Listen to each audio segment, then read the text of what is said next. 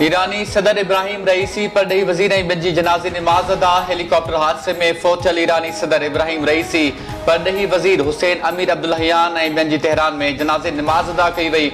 Iran जी supreme leader Ayatollah खामनाई जनाज़े जी नमाज़ पढ़ाई। वज़ीर आज़म शहबाज शरीफ़ ईरानी सदर इब्राहिम रईसी ऐं ॿियनि जी शहीदनि जी ताज़ियत ते तेहरान पहुची वियो।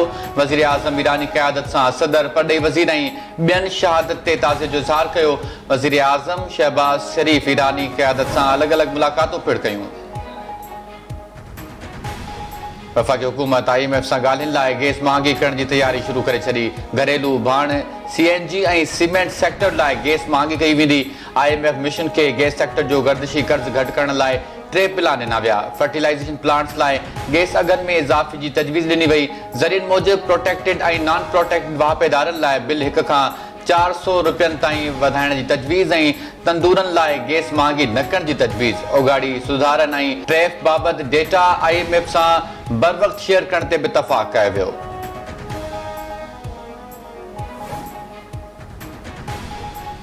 आइन कंहिं बि अदालत खे वज़ीर आज़म जी तलबी जो अख़्तियार नथो ॾिए। पार्लियामेंट सुप्रीम इदारो आहे। वफ़ाक़ी वज़ीर आज़म नज़ीर तारड़ जो सेनेट इजलास खे ख़िताब। सियासत नियत सां कई वञे त उहा ख़िदमत हूंदी आहे। रऊफ़ हसन सां पेश आयल वाक़े ते अफ़सोस थियो आहे। सेनेटर कामरान मुर्तज़ा चयो आहे त इदारनि में तकरार कंहिं बि सूरत में मुल्क जे मुफ़ाद में नाहे। आइन ठाहींदड़नि खे न, आइन टोड़ींदड़नि खे सज़ा मिलणु घुरिजे। अहमद वली ख़ान चयो आहे त कानून जो एहतराम सभिनी खे करणु घुरिजे। आइन ऐं कानून जी पासदारी में ई मुल्की मसइलनि जो हल आहे। मुल्क जे तामीर ऐं तरक़ी में सभिनी खे पंहिंजे हिसे जो किरदारु अदा करणु घुरिजे।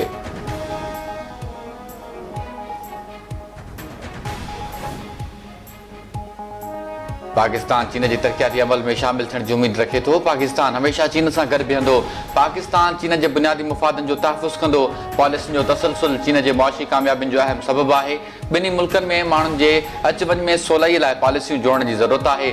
सदर आसिफ अली ज़रदारी जो चीन सां सफ़ारती लाॻापनि जे क़याम जे 73 सालगिरह जे मौक़े ते चीनी मीडिया खे इंटरव्यू।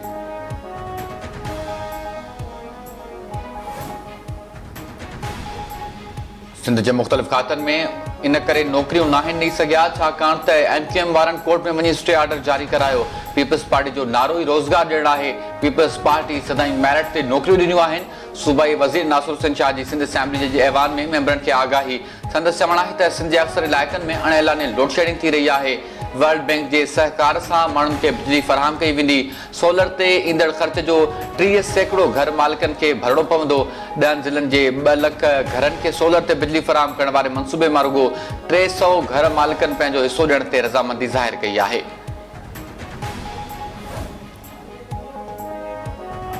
अफ़गान सरहद ते दहशतगर्दी जे वाक़िअनि में इज़ाफ़ो ॾिसण में अची रहियो आहे। दहशतगर्द पाक अफ़गान बॉर्डर खां पाकिस्तान में दाख़िल थियण जी कोशिशि कनि था। पाक अफ़गान बॉर्डर वटि ऐं ॿियनि इलाइक़नि में ऑपरेशन जारी आहे। ISPR जो बयान। पाक फ़ौज जे तर्जुमान जो चवणु आहे त दहशतगर्द सिक्योरिटी फोर्सिस ऐं मासूम शहरियुनि खे निशानो बणाइनि था। ऑपरेशन दौरान गुज़िरियल 1 महीने दौरान सिक्योरिटी फोर्सिस 29 दहशतगर्द मारिया। 14 मई ते हिक ॻुझी मालूमात ते ऑपरेशन कयो वियो। मेजर बाबर ऑपरेशन दौरान बहादुरी सां विढ़ंदे शहीद थियो। बलूचिस्तान जे ज़िले ज़ोब में 21 अप्रैल खां ऑपरेशन जारी आहे। हुकूमत पारां किर्गिस्तान मामले ते इंक्वायरी कमेटी जोड़ण जो ऐलान। परॾेही वज़ीर इसहाक डार प्रेस कॉन्फ्रेंस कंदे चयो आहे त किर्गिस्तान जे परॾेही वज़ीर सां आस्ताना में मुलाक़ात थी। शागिर्दनि जे मामले ते ॻाल्हि ॿोल कई। किर्गिज़ जे डिप्टी वज़ीर आज़म सां गॾिजी अस्पताल जो दौरो कयो। 3 ज़ख़्मी शागिर्दनि मां हिकु शागिर्द अञा अस्पताल में दाख़िल आहे।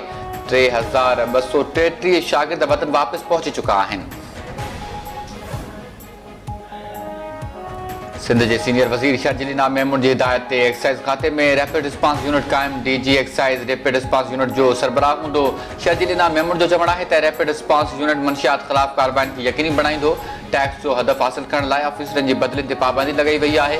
एक्साइज़ खाते जे ऑफिसरनि जी ड्यूटी टाइम में बि इज़ाफ़ो कयो वियो आहे।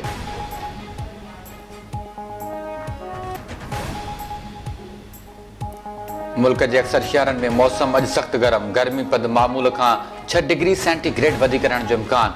मुहंजो दड़ो ते गर्मी पंधु 50 डिग्री सेंटीग्रेड ताईं पहुची सघे थो। कराची में 67 डिग्री में 42 डिग्री सेंटीग्रेड जहिड़ी गर्मी जो अहसासु हूंदो। हैदराबाद, नवाबशाह, सखर, मुल्तान ऐं 2 शहरनि में वधि खां वधि 44 डिग्री या उन खां वधीक गर्मी रहंदी।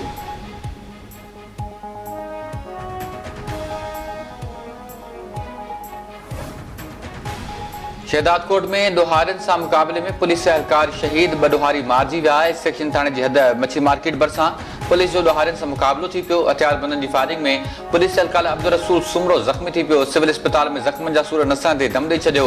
पुलिस पीछो करे ॿिनि ॾोहारियुनि खे मारे छॾियो। हथियार हथ